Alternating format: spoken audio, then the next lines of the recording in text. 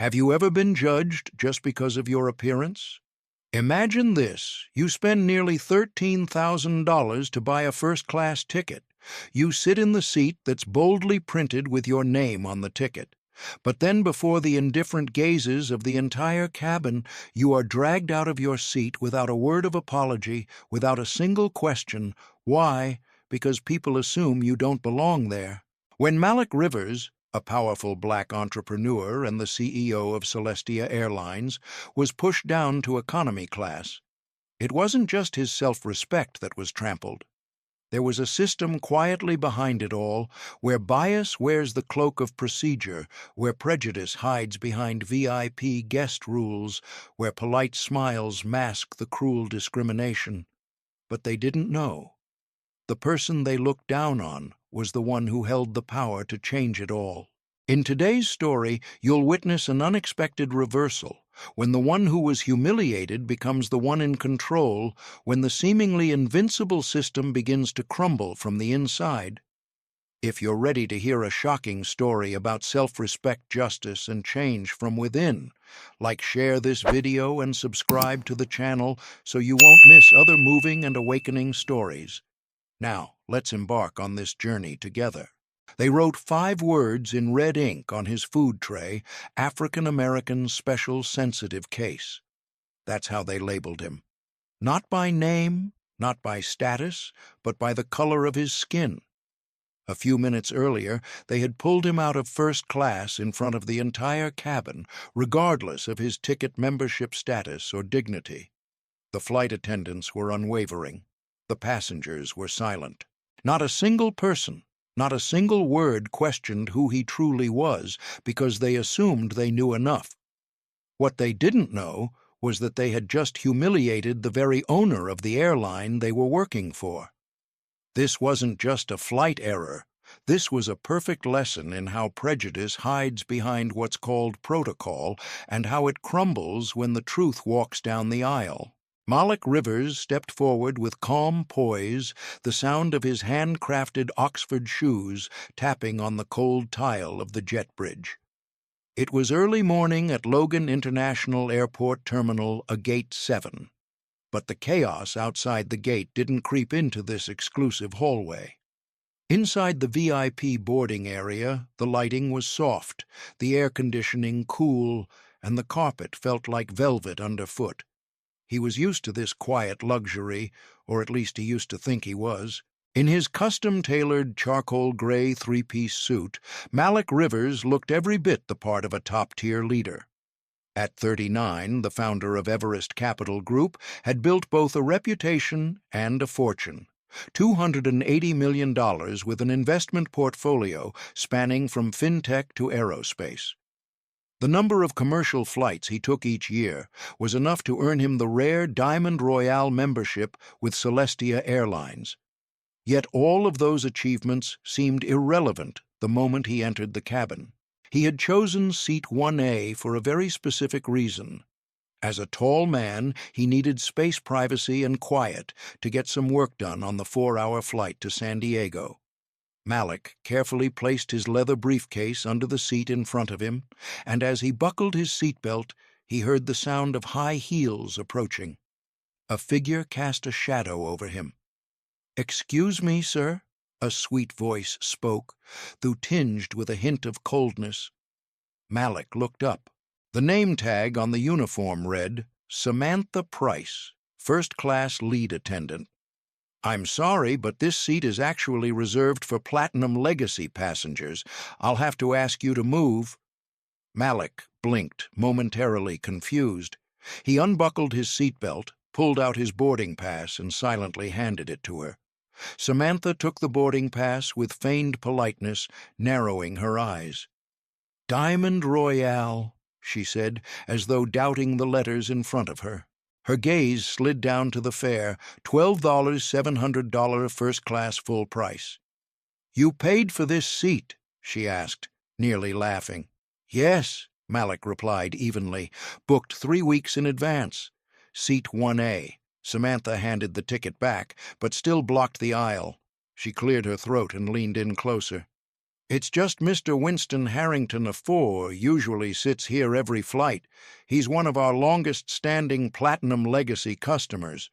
We try to keep his seat consistent." "I understand," Malik replied calmly. "But I don't think personal preferences should override a prepaid reservation." "Right?" Samantha gave a stiff smile, but her eyes were cold. "Of course, this is just a courtesy. I hope you understand. I paid $12,700 for this seat. I'd prefer to stay where I am," Malik said, his voice steady but firm. The air thickened. Behind Samantha, another passenger had entered the cabin. Malik didn't turn around, but he heard a deep voice boomed from behind. "That's right. Keep sitting in my spot." Samantha turned around and gave a small nod to the man. Winston Harrington IV, with white hair, a costly linen suit radiating wealth and old-world power. He placed his carefully manicured hand on Malik's armrest and smiled as though he was used to being given special treatment. "Mr. Harrington," Samantha said, with a tone full of respect, "we're just making adjustments." "It'll be sorted out shortly." Malik slowly folded his tablet. The quiet atmosphere of first class was now taut like a drawn string, and people's eyes began to glance over. Harrington leaned down close to Malik. "Kid, I sit in that seat every Tuesday for the last 6 years. I'm sure you understand why I consider it mine." Malik turned his head slightly. "Consider it sure," he repeated, but not truly. The smile on Harrington's face disappeared. Samantha intervened again, her voice sharper this time. "Sir, we sincerely ask for your cooperation. We can move you to 3C, still first class, still an aisle seat." Malik folded his hands together. "With all due respect, I'd prefer to stay in my seat." This time, the whole cabin was watching. A woman 2 rows away stopped reading her magazine. A man who was stowing his luggage froze. The air seemed to hold its breath. Samantha forced a smile. "I'll call the cabin supervisor," she said, walking away. As Samantha Price walked away, Malik Rivers took a deep breath. The scrutinizing looks at hotel reception desks, the silent evaluations at golf clubs, the brief glances at car dealerships, Malik was all too familiar with them. This subtle discrimination was no stranger to him, but that didn't mean it was something he could accept. Winston Harrington IV still stood behind Malik, arms crossed occasionally, letting out an exaggerated sigh as if to pressure him. "Not everyone understands how things work," Harrington muttered loudly enough for Malik to hear. A few minutes later, Samantha returned, accompanied by a tall man in a navy blue suit. The name tag on his uniform read, "Eric Dalton, Passenger Cabin." Supervisor Eric's face showed no emotion except for the stiff professionalism that seemed to radiate from him. "Good morning," Sir Eric said as he approached Malik. "I've been informed there's an issue with your seating." "There is no issue," Malik replied nonchalantly. "This is the seat designated by my ticket. I have confirmed my Diamond Royale status." Eric glanced at the ticket, nodded, and then turned to Samantha to ask quietly, "Did he get upgraded?" "No full-price ticket," Samantha answered, her voice stiff. Eric hesitated for a moment, then turned back to Malik, trying to keep his tone friendly. "We understand this is your seat. However, sometimes to ensure smooth operations, we make slight adjustments to prioritize our long-term customers." Malik looked Eric straight in the eye without flinching. "And let me confirm once more, I will not be moving. If necessary, feel free to report to your superiors." The tension in the cabin became even heavier. Eventually, Eric had no choice but to nod. "Understood, sir. We'll review the situation." As they walked away, Malik turned his face toward the window. The morning clouds drifted lazily outside, but the real chaos had already begun on the ground below. The fluorescent lights buzzed as Malik was escorted through a small door marked "Authorized Personnel Only." There were no more polite smiles, no more sparkling champagne as when he boarded the plane. Here in the gray operational basement of Celestia Airlines, efficiency had completely replaced hospitality. The security staff who had escorted Malik off the plane silently walked away. Another representative of the airline, bald and wearing a navy blazer with a name tag on his chest, stepped forward to greet him. His name was Trevor McKinley. Trevor had the demeanor of someone who'd read hundreds of passenger complaints and ignored them all. "Mr. Rivers." Trevor spoke in an even tone, signaling Malik to follow him into a small room with glass walls, a metal desk, and 2 plastic chairs. "We just need to clarify a few details before we adjust your seating." Malik sat down, not requesting water, not asking for any apology. He simply placed his phone on the table, locked the screen, and waited. Trevor stood swiping his finger across the tablet, tapping a few commands. "Your ticket," he said flatly, "has been flagged by the system. It seems the payment triggered a verification alarm. This happens fairly often, especially with high-value tickets and short confirmation windows. Sometimes it's just a system error," Trevor added with a hollow laugh. "But in your case, the system flagged it as potentially fraudulent." Malik raised an eyebrow, his expression unchanged. "Fraudulent." Trevor repeated his smile, rehearsed. "We've had cases where stolen corporate cards were used to book First Elite tickets." Malik's voice remained calm, but carried an icy sharpness. "Are you insinuating that I'm like those people?" Trevor casually leaned on the edge of the desk, trying to maintain composure. "It's not about appearance, Mr. Rivers. It's simply a verification process." "Then go ahead and verify this," Malik replied, pulling out a black leather folder from the inside pocket of his suit. He opened it and placed it in front of Trevor. Inside was a printed transaction receipt, clearly marked with Everest Capital Group's letterhead, full account, details, transaction code, and an official confirmation signature. "I paid $12,700 right after confirming the booking charged to my corporate account." Trevor glanced at the documents, then looked up at Malik. "You're the CEO of Everest Capital Group, the founder sole owner." Malik confirmed. "You can check the state business registration if you need." Trevor gave a weak laugh, this time more irritated. "Sometimes just the paperwork and logo aren't enough, especially when a name we've never seen before shows up." Malik's gaze sharpened his eyes, cutting through Trevor like a scalpel. "You mean when someone like me sits in seat 1A, it requires extra scrutiny?" Trevor quickly corrected himself. "I'm just saying protocols exist to ensure safety for everyone. If you had booked through an assistant or a representative office like many leaders do, maybe everything would have matched your data profiles better." Malik's patience was wearing thin, but his expression remained unchanged.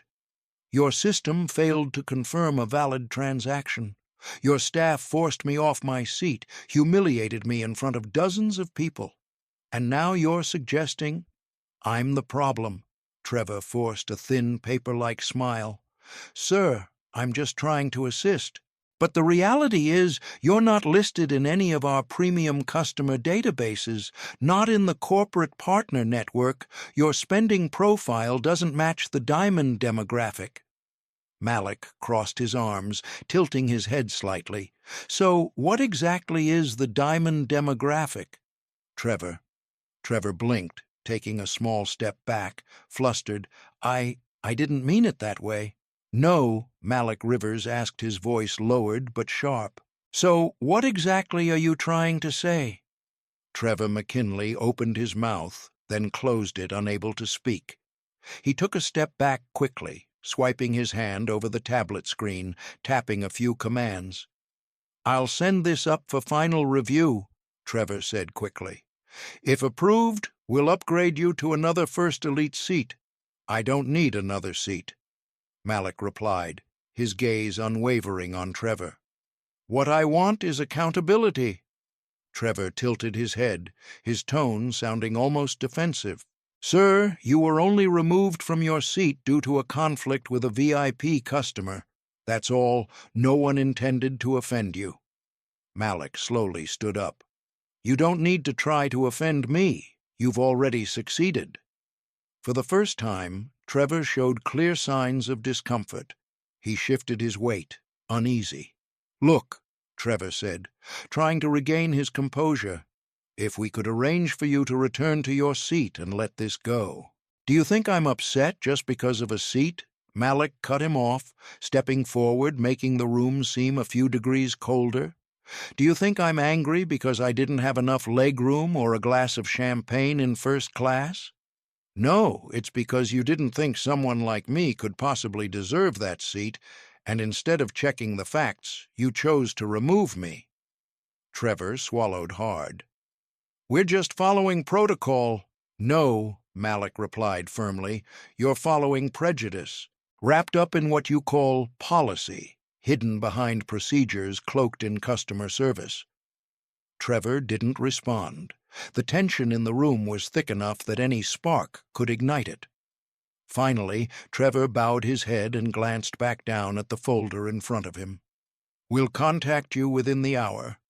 Malik gathered his folder, tucked it under his arm, and left the room without saying another word. In the cold hallway, Malik caught the eye of a young female staff member, petite, wearing a headset, working diligently. She gave him a small smile. No words, no explanations, just a quiet nod. Malik passed her by, his steps steady calm. What rose within him wasn't anger, it was strategy. The walk back to the boarding gate felt endless. This time, no one was escorting him, just a low-ranking gate attendant too afraid to look directly at Malik. She led him back to the plane from which he had been forcibly removed 20 minutes earlier. But this time he didn't walk through the first-class aisle. He had to board through the mobile stairs at the rear of the plane. No apology, no explanation, just a cold beep as his ticket was scanned, and the mechanical phrase, "Mr. Rivers, your ticket is confirmed." The stairs creaked as they pressed against the back of the plane. Malik ascended each step. As soon as he entered the cabin, the shift in atmosphere was unmistakable. Gone was the elegance and calm of first class. In its place was the cramped, jostling world of economy. Class passengers bent over stowing luggage, children crying the sound of nylon bags, rustling the faint smell of people and food rising. As he entered the aisle, a small, tired-looking flight attendant, clipboard in hand, approached him. "Mr. Rivers, seat 42E, rear section, right side." Her voice was flat, as though she had repeated this line hundreds of times. "We had to rearrange all premium seats. Thank you for your understanding." Malik nodded slightly, but the words "rearranged all premium seats" echoed in his mind like a mocking refrain. He, who had spent nearly $13,000, who had been dragged from his seat, scrutinized like a suspect, now shoved into the most crowded section of the flight.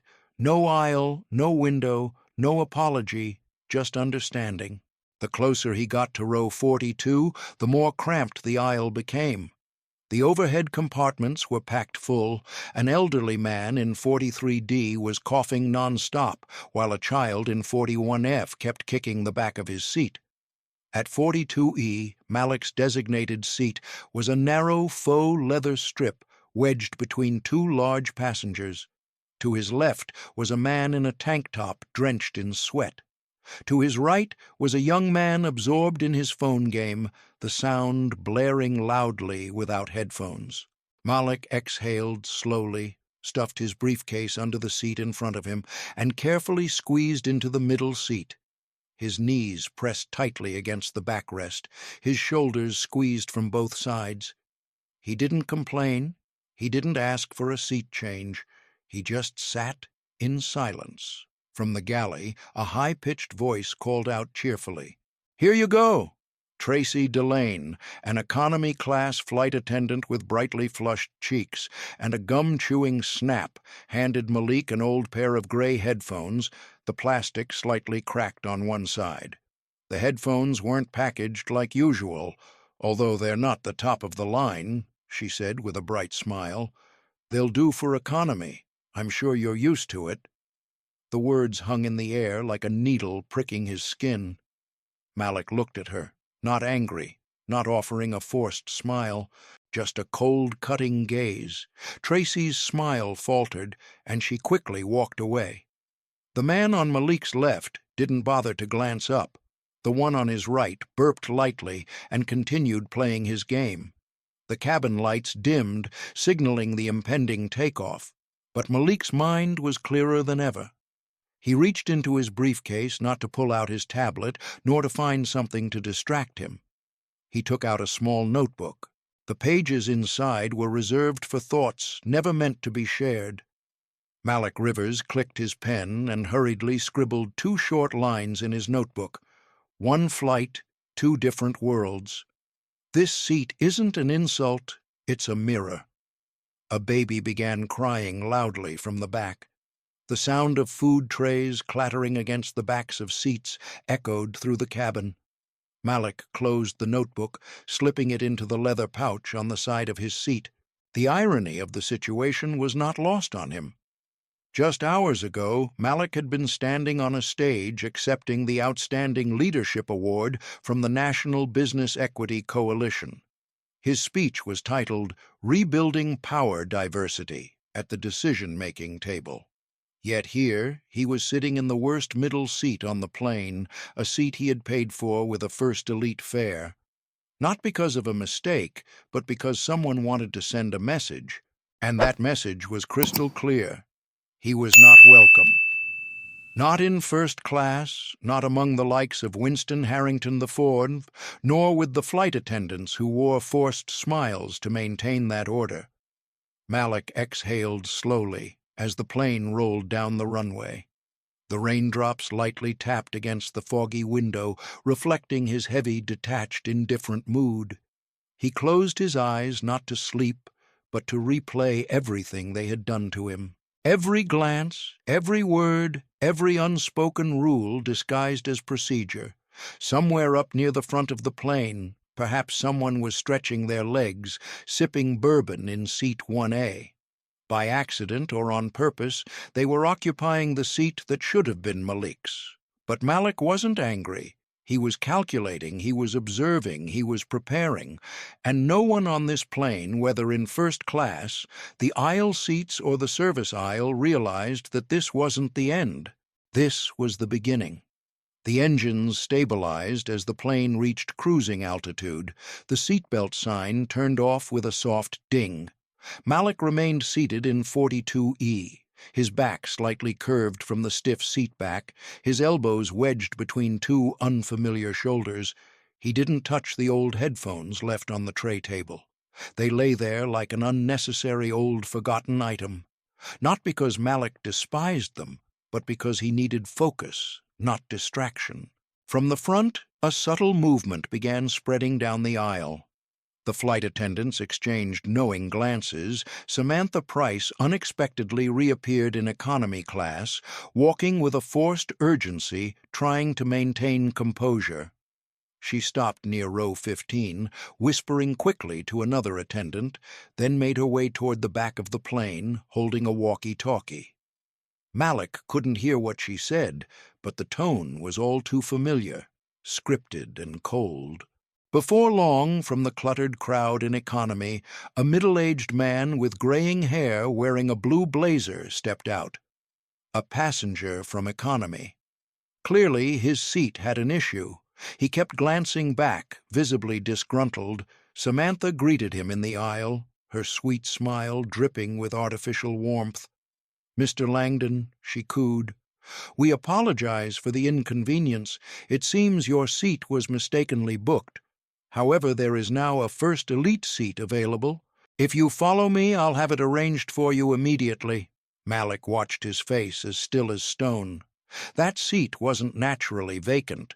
It had been stolen from him, and now it was being given to someone deemed more suitable in their eyes.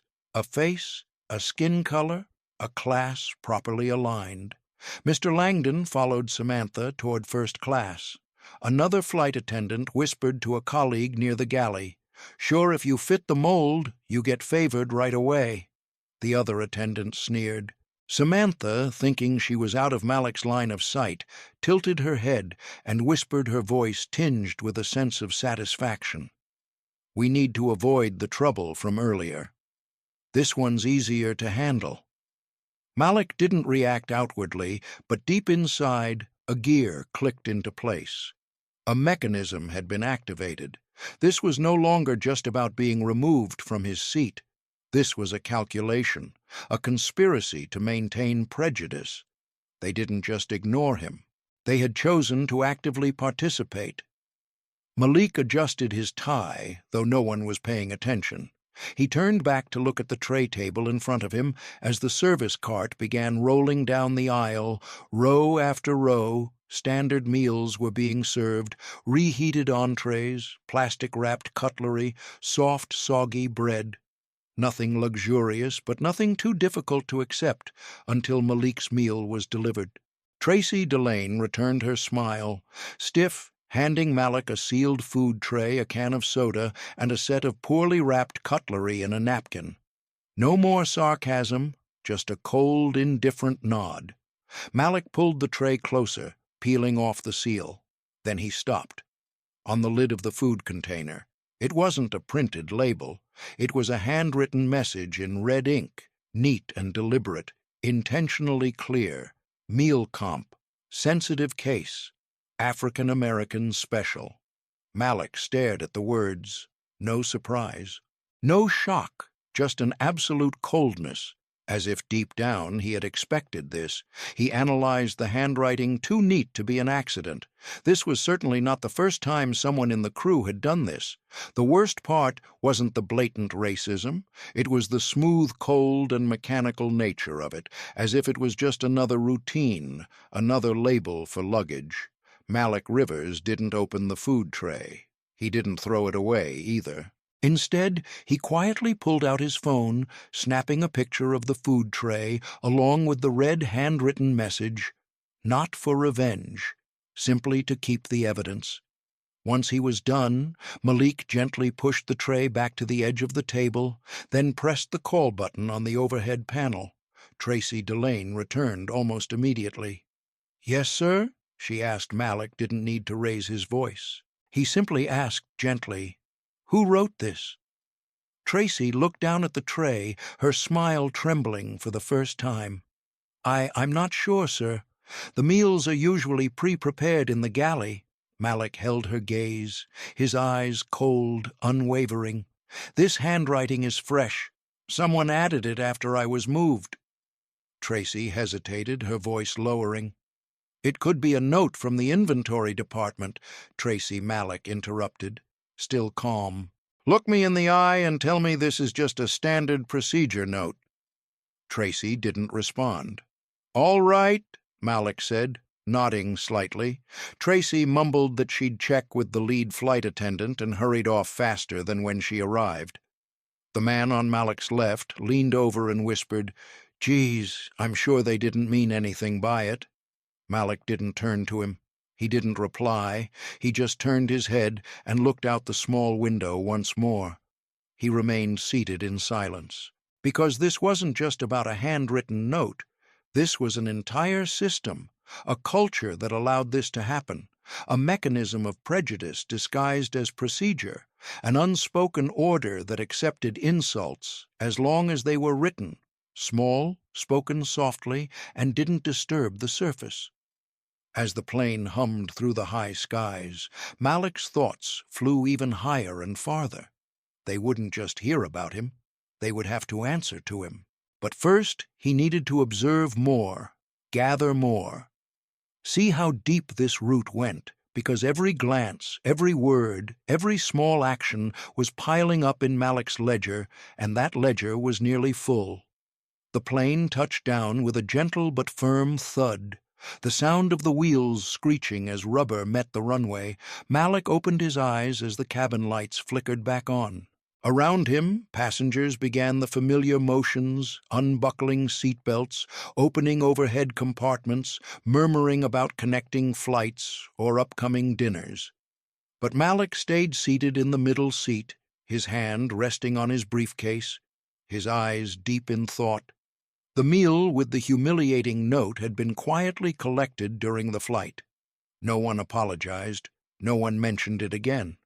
The call button he pressed had never been responded to again.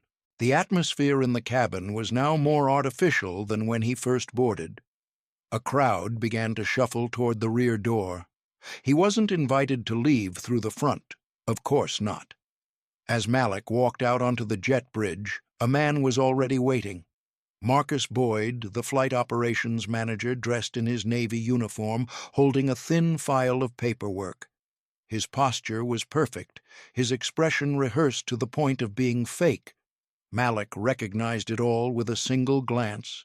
"Mr. Rivers." Marcus nodded politely. "Could I have a moment of your time before you head to baggage claim?" Malik stopped, his lips pressed into a thin line. "Go ahead." Marcus glanced around quickly, then lowered his voice. "First, I hope the rest of your flight wasn't too unpleasant. We've heard about a few incidents." "Incidents is a more pleasant way to put it," Malik responded, his tone icy. "Yes," Marcus swallowed, switching to a robotic tone. "This is just a friendly reminder, sir. If you plan on filing an official complaint, of course we respect that right, but please be aware that if there are too many reports in your customer file, even if not entirely your fault, the system may flag that account as high risk." Malik raised one eyebrow, his expression unchanged. "High risk." "Yes, sir." Marcus nodded. "Not for safety, just for operational purposes. Frequent complaints affect seat assignments, upgrades and boarding priority. Nothing personal, just policy." I'm sure Malik said, his voice razor sharp. "So let me clarify. You're telling me that if I speak up about what happened, the system might punish me for causing trouble, even though I've completely followed the rules?" The formulaic smile on Marcus's face wavered slightly. "I'm just trying to help you avoid unnecessary trouble in the future." Marcus deflected. "You mean you're advising me to stay silent?" Malik corrected. Marcus didn't answer. He just nodded slightly and gestured toward the escalator. Malik kept his gaze steady for one more beat, then turned and walked away without saying another word. The terminal now felt colder than it had in his memory. Or perhaps it was Malik himself who was now sharper, more aware of everything he was facing. At baggage claim 12, a crowd had gathered, all waiting for the blinking light to signal their luggage. Malik stepped back, keeping himself at a distance from the crowd. In his mind, his conversation with Marcus still echoed. The subtle threat, the dismissal masked by administrative procedures, and beneath it all the assumption that Malik Rivers didn't belong here. These thoughts continued to haunt him. A sudden sound pulled Malik out of his thoughts. Behind him, a baggage handler in a reflective vest, pushing a small cart, approached Mr. Rivers. The man asked. Malik nodded. "Your carry-on had to be rechecked during the flight. We've transferred it separately. I just need to confirm." The man bent down, placing the bag right in front of Malik, then hesitating slightly, his eyes scanning. "I didn't expect to see someone like you sitting in that section," he remarked, not maliciously, but also not friendly. Malik looked up, his voice calm. "Sorry, what did you just say?" The man shrugged. "I've been working this luggage handling job for 10 years. Over time, you can tell who the regulars are, who the senior execs are, who the real VIPs are." He paused, shrugged again. "No offense, but you look like someone who just made it big."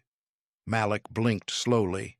"Just made it big?" he asked, his voice icy. The man scratched his neck awkwardly. "I mean like someone who just got money. The type who gets upgraded once and thinks they own the whole plane." You don't seem like someone who's been around long." Malik leaned down, picked up his suitcase, and stood up straight. "I own my own company," he said slowly. "I fly over 120,000 miles every year. I have 5 employees who handle only my business travel." He paused, his gaze sharp. "But the most interesting part," Malik added, "is that you've already assumed all of that after just one glance." The baggage handler took a step back. "Hey, I didn't mean anything by it. I just say what I see." "No," Malik corrected. "You don't say what you see. You say what you've been programmed to believe. And that's 2 completely different things." The man opened his mouth to respond, but then looked down, pretending to focus on the clipboard in his hands. Malik turned and walked away, pulling his suitcase smoothly across the cold tile floor, his heartbeat steady, but his mind quickly calculating. This wasn't just one individual's mistake or a policy's flaw. This was a system deep in the uniforms, in the scheduling, in the customer evaluation charts, in every fleeting glance, every brief hesitation, every friendly warning. He stepped out of the terminal, greeted by the crisp California morning sun. In the distance, the sound of a car engine approached. A driver raised a sign that read, "Rivers." Malik didn't wave his hand immediately. He paused for a few seconds, his face expressionless. His body was no longer tired. It was ready. The ride from the airport to Celestia Group's headquarters in the city center was silent. Malik sat alone in the back of the black sedan, his fingers interlaced in front of his chin, his gaze distant through the tinted windows. The sun had risen high, casting sharp rays through the glass buildings and steel bridges, a different height, and this time Malik was in full control. The driver said nothing. He didn't need to. Malik had called ahead. The security at the Celestia Group building immediately recognized the vehicle's license plate as it entered the VIP lane. The car stopped beneath the shadow of the canopy. Malik stepped out, his movements slow but decisive. He adjusted his shirt cuffs, smoothed the lapels of his suit, and then walked toward the side door, only accessible to senior staff, requiring a key card to open. Inside, the atmosphere was completely different. No more robotic flight attendants. No more smiles hiding contempt. No more threats cloaked in policy. Only the sound of shoes echoing lightly on the polished marble floor, the cool and silent air. Malik pressed the elevator button, heading straight to the 37th floor. In the transparent glass-walled conference room, 2 people were waiting. Olivia Cross, the chief legal counsel of Celestia Group, and Nathan Reed, the director in charge of internal governance. Both stood up as Malik entered. "Mr. Rivers." Olivia smiled warmly. "We thought you'd be here tomorrow." "The plan changed," Malik replied calmly. "The field just provided some unexpected data." He placed his briefcase on the meeting table, opened it, and pulled out a thin file neatly tucked in a manila folder. He slid it toward Nathan. The title at the top of the page read, "Voting Rights Register of the Board of Directors." The name beneath it, Malik Rivers, Executive Chairman, 26. 4% voting shares, direct oversight of the Aviation Division. Nathan slowly looked up. "Are you activating your special executive rights?"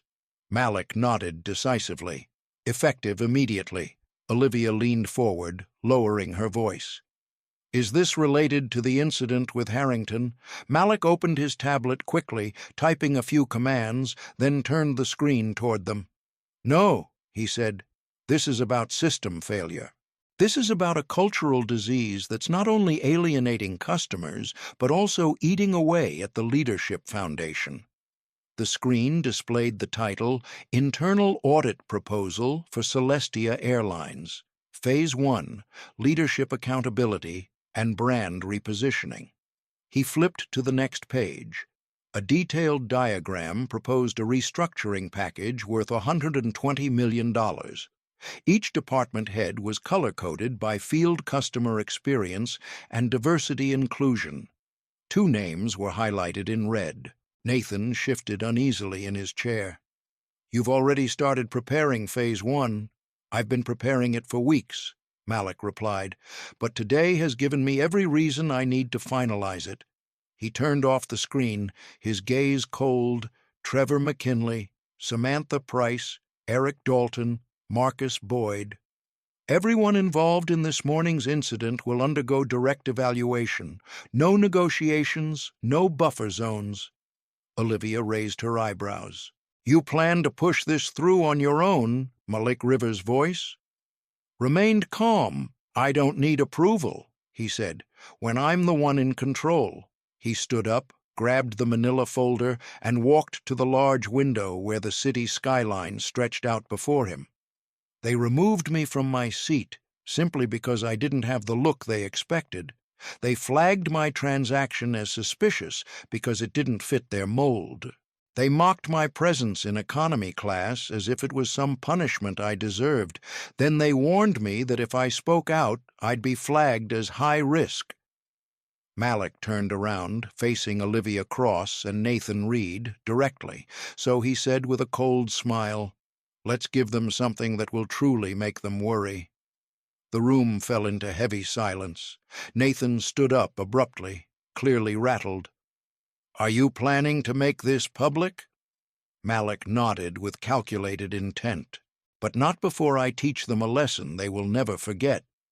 He walked to the corner of the room, retrieved a second file, and opened it. Inside was a printout of the handwritten message on the food tray, along with a screenshot of the moment he was forced out of seat 1A. "We'll present this," Malik said firmly, "not as an incident but as a lesson, not for revenge, just for education, but in the very language they chose." The door to the room opened. A young assistant walked in holding a phone. "Mr. Rivers," she said, her voice slightly anxious, "Trevor McKinley is in the waiting area. He says he's been asked to meet with you." Malik nodded without looking back. "Tell him to wait 10 minutes." The assistant bowed slightly and left. Olivia furrowed her brow. "Are you sure you want to speak with him directly?" "Oh, yes," Malik replied. "I think Trevor deserves to see the whole picture." About 10 minutes later, Trevor McKinley was led into the room. His usual self-satisfaction had vanished, replaced by a sense of unease, even a touch of worry. Malik remained seated, his cold eyes observing Mr. Rivers. Trevor awkwardly began, "I've been informed that you requested a debrief." Malik raised a hand to signal, "Sit down." Trevor complied. Malik pushed the original file on Celestia Airlines ownership rights across the table to him. "You flagged my transaction as fraudulent," Malik said slowly. Trevor hesitated. "That wasn't personal. Never personal."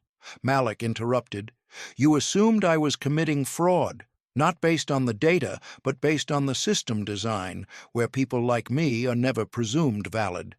Malik gently tapped the tablet, showing Trevor the screen. The first page of the restructuring proposal worth $120 million appeared. "This is the strategic report I personally drafted." "You should take a close look," Malik continued coldly. "Within it, your name appears with 5 violations of ethical standards and 2 concerns about professional conduct." Trevor opened his mouth to speak, but no words came out. Malik didn't miss a beat. "This time you can't shirk responsibility with a simple policy note." This time, he emphasized, "Your seat will be revoked."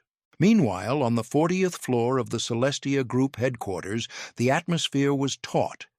Bryce Langston, CEO of Celestia Airlines, was presenting the third-quarter financial report when his personal phone suddenly lit up. The screen displayed an urgent call, "Legal Ops. Crisis."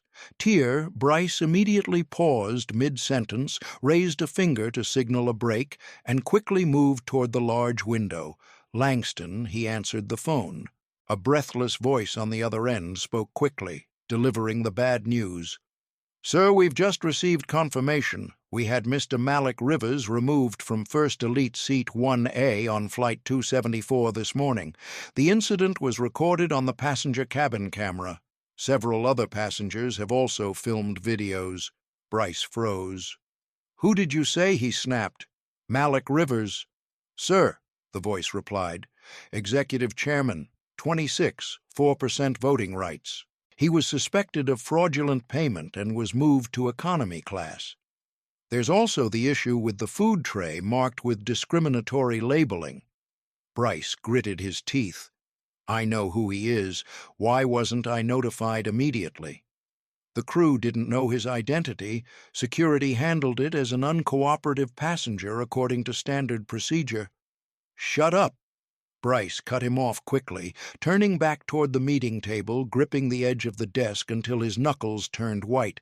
Immediately pull the full data logs list of involved staff. Suspend everyone involved. I want compliance, legal, PR, and investor relations in my office within 10 minutes. Prepare for an emergency vote. Understood, sir, came the response, and the line was cut. In the meeting room, the board members could feel the change in the atmosphere. An elderly legal director hesitantly asked, "What's going on?" Bryce. Bryce didn't respond immediately. He stared down at the table, his mind racing through various crisis scenarios, investor reactions, and the reputational damage. Finally, he looked up. We're facing a serious issue. Prepare for an emergency session, not waiting until Monday. The human resources system of Celestia Group began flagging internal accounts for review, and within minutes, the automated process started deactivating the access cards of 17 employees. Among them were Samantha Price, Trevor McKinley, Marcus Boyd, and a number of mid-level staff who had directly participated, witnessed, or failed to intervene in the incident involving Malik Rivers. Everything happened quickly, coldly, and accurately, just like the system had flagged Malik's transaction earlier that morning. The only difference was that this time the target had shifted. Security forces were dispatched to the private homes and offices of those involved to confiscate company laptops and phones. The devices were wiped remotely, communication logs extracted, flight history stored, and email chains preserved for legal investigation. No explanation was given beyond a short message pinged directly to each employee's phone. Effective immediately, you are administratively suspended pending official investigation. All further contact will go through Celestia Group's legal department. The phones of department heads rang incessantly. Assistants struggled to answer frantic calls from managers as they discovered their employees' accounts had been locked without reason. The internal mailboxes were flooded with subject lines like "urgent loss of access," "unable to log in." What's going on? The legal department had prepared a statement to release externally, but the order came, "Do not release." The Investor Relations Department immediately drafted 2 versions of a press release, one mild to control the damage and one for a worst-case scenario if the situation escalated. In the high-rise office, Bryce Langston, CEO of Celestia Airlines, was presenting the third-quarter financial report when his personal phone suddenly lit up. The screen displayed an emergency call, "Legal Ops." Crisis tier. Bryce immediately paused, raised a finger, signaling a break, and quickly walked toward the large window. Langston, he answered the phone. A hurried breath came through on the other end, followed by a rushed voice delivering the bad news. "Sir, we've just received confirmation. We had Mr. Malik Rivers removed from First Elite Seat 1A on Flight 274 this morning. The incident was recorded on the passenger cabin camera. Several other passengers have also filmed videos." Bryce froze. "Who did you say he demanded Malik Rivers?" "Sir came," the reply. "Executive Chairman, 26, 4% voting rights. He was suspected of fraudulent payment and was moved to economy class. There's also the issue with the food tray marked with discriminatory labeling." Bryce gritted his teeth. "I know who he is. Why wasn't I notified immediately? The crew didn't know his identity. Security handled it as an uncooperative passenger according to standard procedure." "Shut up!" Bryce cut him off quickly, turning back toward the meeting table, gripping the edge of the desk until his knuckles turned white. Immediately pull the full data logs list of involved staff. Suspend everyone involved. I want compliance. Legal, PR, and investor relations in my office within 10 minutes. Prepare for an emergency vote. Understood. Sir, came the response, and the line was cut. In the meeting room, the board members could feel the change in the atmosphere. An elderly legal director hesitantly asked, "What's going on?" "Bryce?" Bryce didn't respond immediately. He stared down at the table, his mind racing through various crisis scenarios, investor reactions, and the reputational damage. Finally, he looked up. "We're facing a serious issue. Prepare for an emergency session, not waiting until Monday." 7 hours after the incident, the urgent memorandums had been circulated through Celestia's internal portal. The subject was clear and cold. Urgent Ethics Review. All staff involved in Flight 274. The employees who had once scoffed behind the first-class curtain, who had glared at passengers boarding the plane, now sat silently in their kitchens or living rooms, staring at the screen showing their accounts locked and an invitation to participate in legal hearings. In a small apartment near downtown, Samantha Price received the notification just as she stepped inside her home, her suitcase still unpacked. Her company access card had been deactivated. The tablet screen flashed with the message, "Device disabled by Celestia Group's security department." Samantha dropped the tablet onto the table, her eyes glued to the notification. The words she couldn't stop reading over and over. "This action is in response to a serious violation of internal customer fairness standards." Not far away, Trevor McKinley received the suspension notice while sitting in his car outside a laundromat. His face turned pale, then ashen as his company phone died in his hand. A few streets away, Marcus Boyd sat in stunned silence at a family BBQ when his wife asked, "Why is your phone out of service?"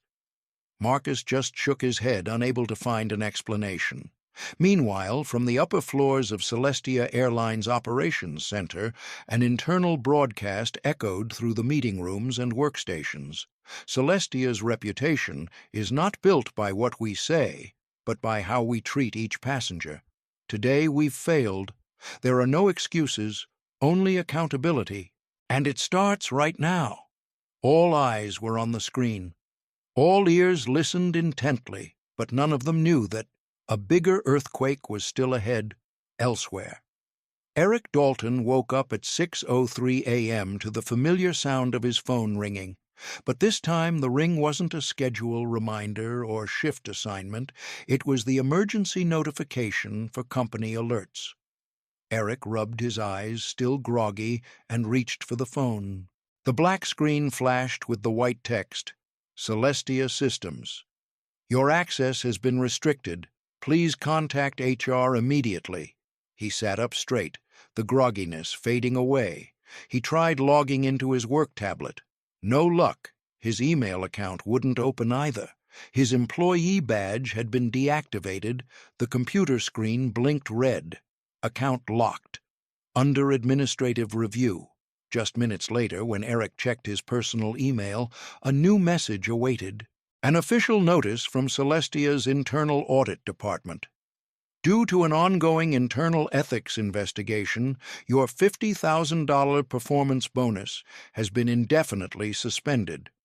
All discretionary benefits accounts have also been frozen. The email contained the sentence no employee wanted to read. This action is being taken under Section 944 of the Celestia Fairness Code. Eric read it 3 times, then sat motionless, almost forgetting to breathe. This wasn't just about that flight. News had spread throughout the system. Screenshots from previous incidents had suddenly resurfaced, like buried landmines, now triggered by new footsteps.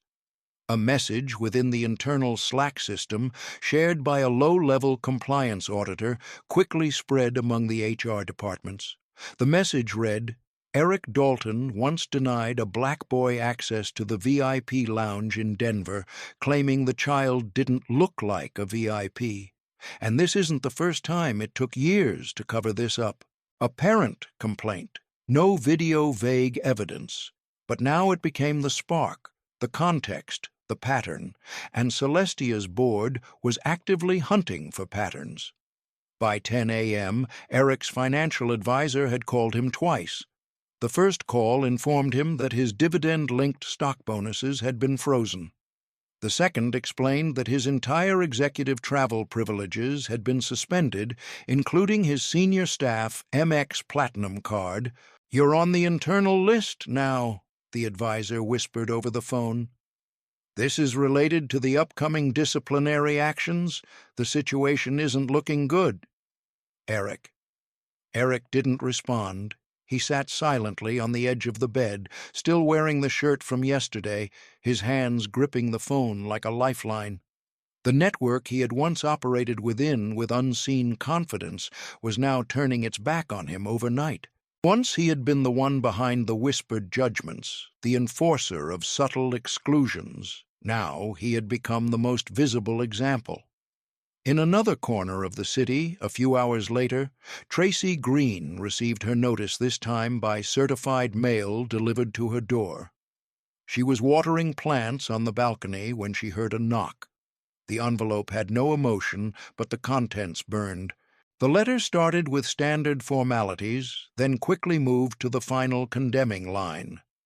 "Due to the confirmation of a serious violation of professional ethics at Celestia Airlines, your pending retirement package has been canceled."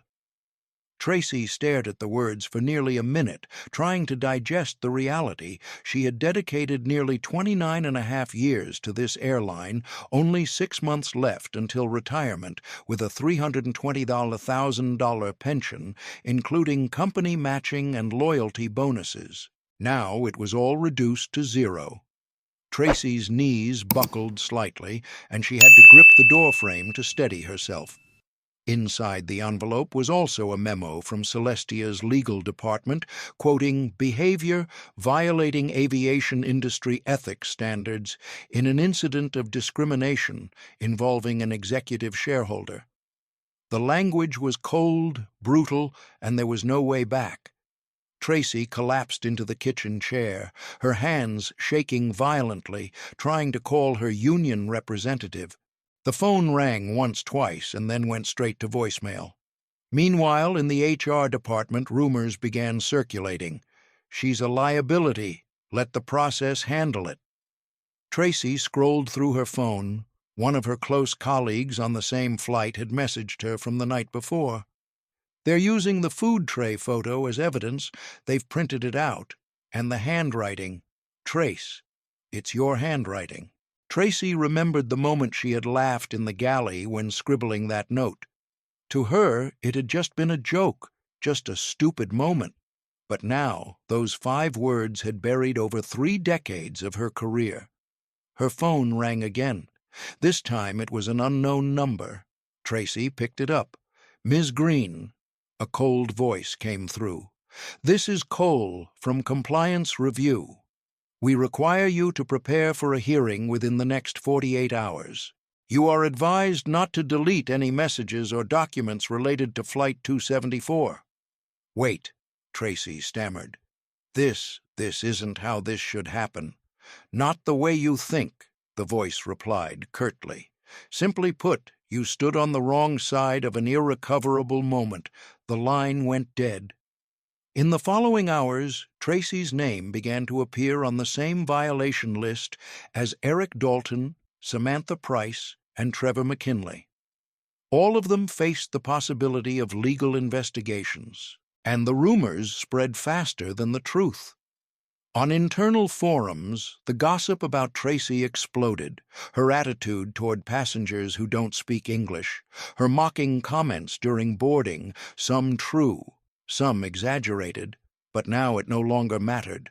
Tracy had been branded. Meanwhile, on the other side of the city, Eric Dalton drove to the bank, trying to access his trust account, but the branch manager shook his head. All your transactions are on hold for auditing Eric. Celestia has requested to freeze them due to compliance violations. Eric gritted his teeth, trying to remain calm. I'm not a criminal. I was just doing my job, the manager gently replied. The issue is, maybe that job crossed a line. The invisible line that had existed for years, now clearly drawn in bright red ink. It ran through every paycheck, every perk, every cold stare behind the first-class curtain. But the earthquake wasn't over. Not yet. The faces before Eric Dalton were a mix of young activists, social workers, first-time volunteers, and a few individuals who had just completed the court-mandated community reintegration program. Eric adjusted the microphone in his hand, then scanned the small room. On the board behind him, in bold capital letters, it read, "Implicit bias and the comfort of complicity." I used to think, Eric began slowly, that first class belonged to a certain skin color. He let the words hang in the thick air. A few people nodded faintly. Others held their breath in anticipation. I used to believe that I could tell who belonged there just by how they walked, how they dressed, how they spoke. He took a step forward, his voice steady, no longer filled with the arrogance he once held. But the most powerful man I ever met didn't wear a Rolex. He didn't act like he was in charge. He was calm, polite, professional. Eric paused, his gaze dropping. And yet I pulled him out of a seat that had been paid for just because I thought I was protecting the airline. He chuckled quietly, not in mockery, but with a sense of sorrow. As it turns out, I was just protecting a lie. A woman in the front row wiped away a tear. A young man next to her leaned forward, resting his elbows on his knees. Eric continued, I lost my job, lost my bonus, lost my reputation. At first I was angry. Angry at the company, angry at the public, even angry at him. But then I realized none of it was punishment. It was clarity.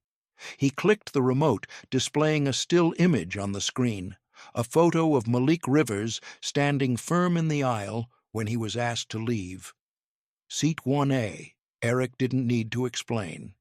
Everyone understood. This class, he said, is not meant to make anyone feel guilty. It's meant to help us recognize the systems we are unconsciously upholding. He looked around the room, his eyes no longer judgmental but empathetic. We can't fix what we refuse to acknowledge. And I've refused to acknowledge it for far too long. The class ended after 40 minutes, but many stayed behind. One participant approached Eric and said, You've apologized with your presence far better than any speech could. Eric didn't thank them. He simply nodded because he knew he hadn't yet completed the journey. Across the bay in Oakland, Tracy Green was stacking food trays on the stainless steel table of the Mission Harvest kitchen. Her hair was tied back, sleeves rolled up, apron stained with tomato sauce.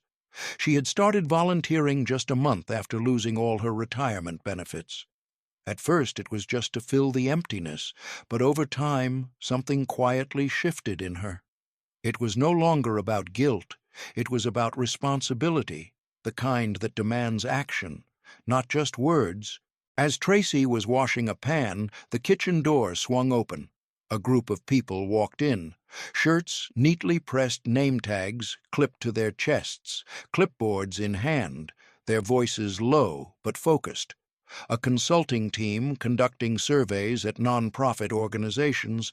Tracy didn't look up right away. She kept her focus on the water running over the cold steel, but then she heard the voice, deep, familiar, steady, no longer cold, but still firm.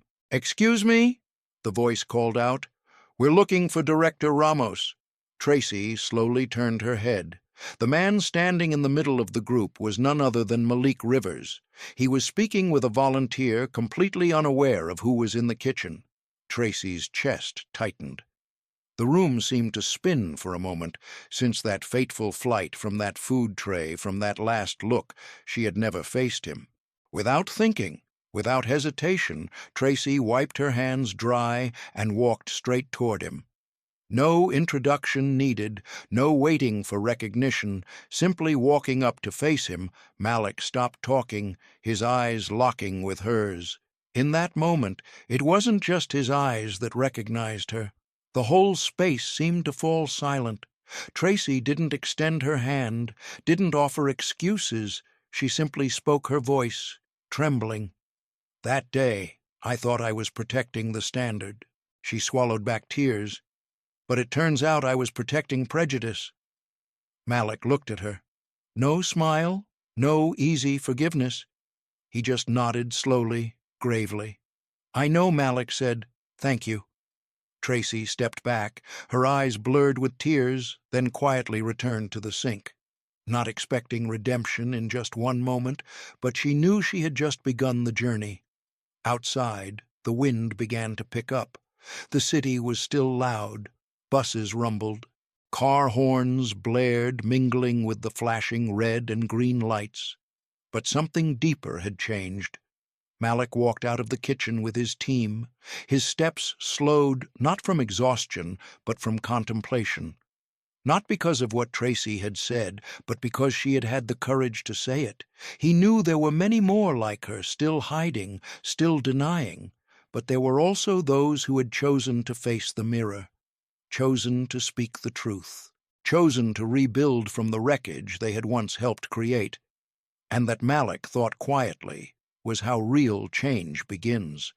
Not from policies on paper or press releases, but from small kitchens like this, from classrooms like Hopewell, from hearts no longer afraid to admit I was wrong and I'm ready to be better. Life is sometimes unfair, and there are moments when that injustice stands out, like a black ink stain on a white canvas. That day, on Flight 274, Malik Rivers was not just stripped of the first-class seat he had paid for with both money and effort. He was robbed of the right to be seen as a worthy human being simply because of someone else's prejudiced gaze. But instead of getting angry, instead of screaming for revenge, Malik chose a stronger path, using the truth to force the system to reflect on itself. Every person who mocked him, looked down on him, hid their biases behind a professional mask. They had to face the consequences, not because Malik defeated them with power, but because the false values they had relied on had collapsed on their own. Eric Dalton, who had once casually controlled the first-class cabin, eventually stood in front of a classroom and admitted, "I wasn't punished. I just found the truth." Tracy Green, who had once scribbled the derogatory words on the food tray, had found her way to a charity kitchen, starting over with small but sincere actions. Change doesn't begin with power or revenge. Change begins with the moment we dare to face the truth that in a rotting system, silence is also complicity, and that to heal, we must start with ourselves. You see, greatness isn't where you sit, but how you stand strong, even when the world tries to bring you down. If this story has moved you, if it's made you reconsider the systems around you, the quiet biases that sometimes we unintentionally help perpetuate, let it not just be a fleeting emotion. Take action. Choose to look directly at the things that need to change. And if you believe this world needs more awakening stories, like this video to spread the message, share it to reach more people, and subscribe to our channel to continue this journey with us, a journey to tell stories that may startle you, but always leave a spark of hope in your heart. Thank you for joining us. Let's change together from the heart to action.